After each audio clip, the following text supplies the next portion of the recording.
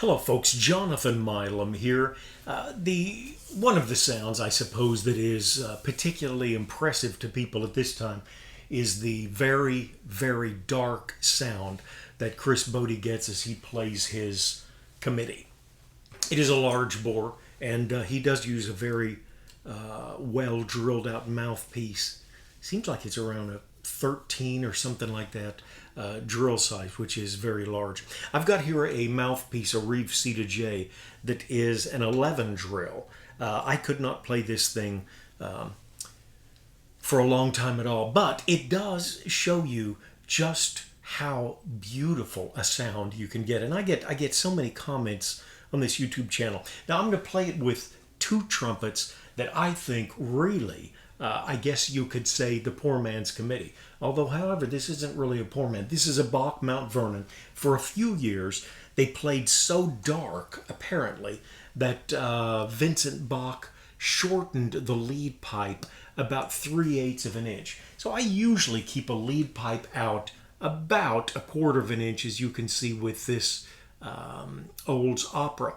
But I have to pull it out. I measured it tonight. It's about 13/16 of an inch. No, it's about 3/8 of an inch more than I would usually pull out. Bothers some people to no end, so they get the lead pipe replaced. And apparently some of these horns are hard to manage the intonation with. I don't notice it with this one.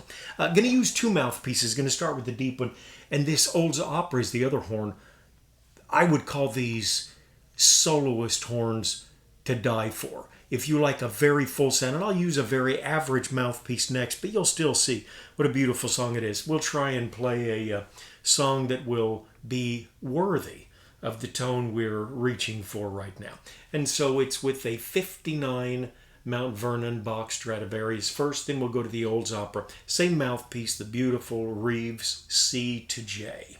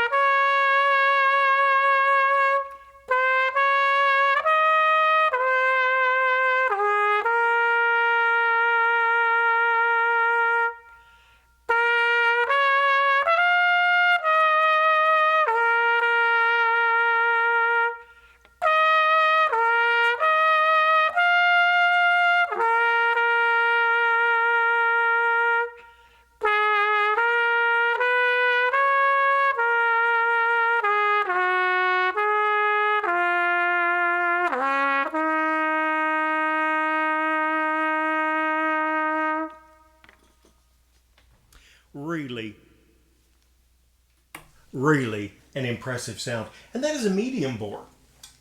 Strangely enough, and I've got two medium bore Strads right now. I've got a medium large, and I have a large bore as well.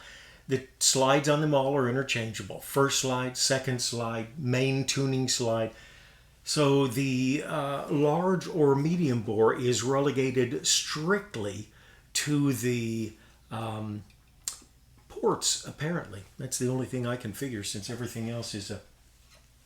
This is a large bore. This is an Olds Opera from 65, Mount Vernon Bach Strad from 59, 65. You might say they're not making horns like this anymore. Certainly for the Olds, because they're out of business. Great horn here. Now this is, I believe, a 468 bore. Definitely a little intimidated when I first got it. But I realized this evening, in fact, I was trying to put a mute in while I was warming up, use a practice mute for part of my warm-up. Very, rather small bell for a large bore horn. Gorgeous tone. And I think you'll agree. We'll play that same thing, the Reeves C2J, the mouthpiece, on an Olds Opera. And you gotta love this dark sound.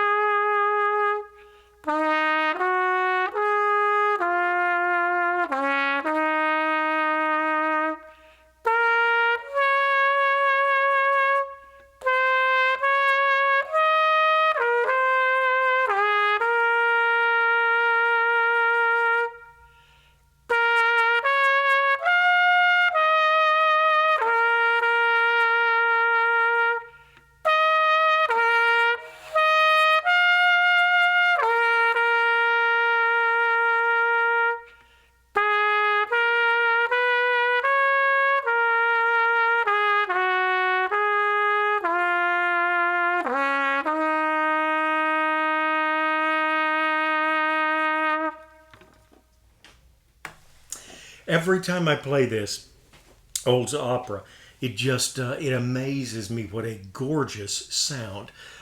Somebody that liked to solo and really liked that dark, big sound. That's that's a monstrosity just waiting to happen. Really.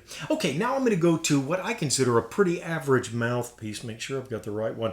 This is the GR, and I use a 64 size. It's diameter very much like a 7 on a Bach. But this is their medium B, so it's bowled out a little bit. Probably not quite as deep as a Bach 3C, which is a very popular mouthpiece, but fairly similar.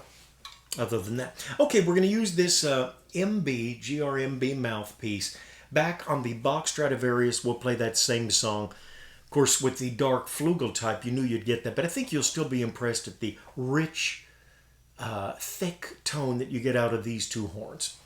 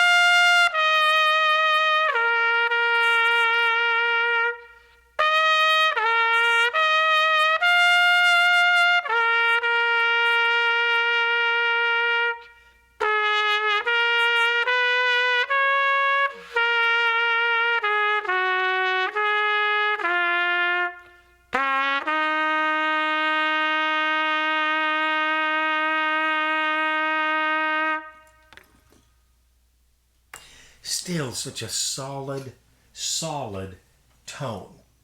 Funny too, the New York Strads, older than the Mount Vernon, were renowned for their bright sound. A lot of guys use those kind of like for lead horns if they need something that'll carry over the top of a band. But there for probably 5 years or so, the Mount Vernons really had a very heavy horn. Just obviously used a thicker brass in some areas. Okay, back to the Olds Opera. Great large bore, fairly rare. This is the premier model.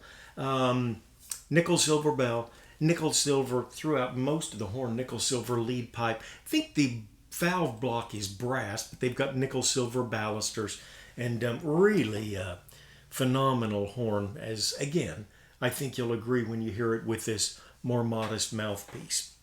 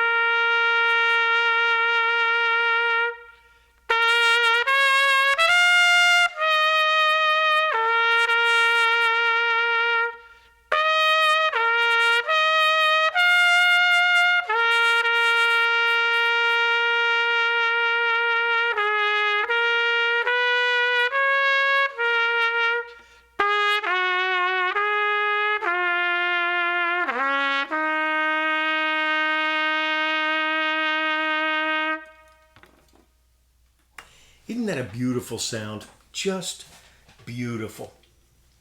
All right, folks, as always, any horns that we have for sale, and at the moment, both of these are for sale. Don't know how long they'll last, so if you're watching this a few years from now, I'm assuming they'll have both sold. Any horns that I do have for sale, it'll be the first line in the comments section. There'll be a link to Trumpet Herald, which is where I prefer advertising my horns. Appreciate the thumbs up. Love your experience with these horns. Always a pleasure to chat and learn new things about wonderful horns, particularly these made in the United States. As I'm wont to say in closing, do take care of yourself and someone near you.